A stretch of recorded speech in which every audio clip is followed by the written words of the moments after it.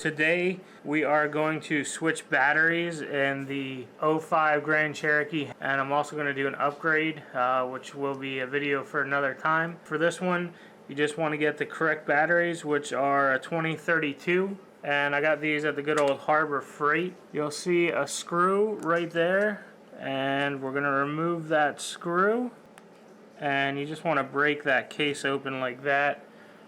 So now she's open, you want to pull it out, and as you can see, a CR 2030, and you want to slip the new one in. Now you notice that says plus, and the other side doesn't say anything, but that's a negative.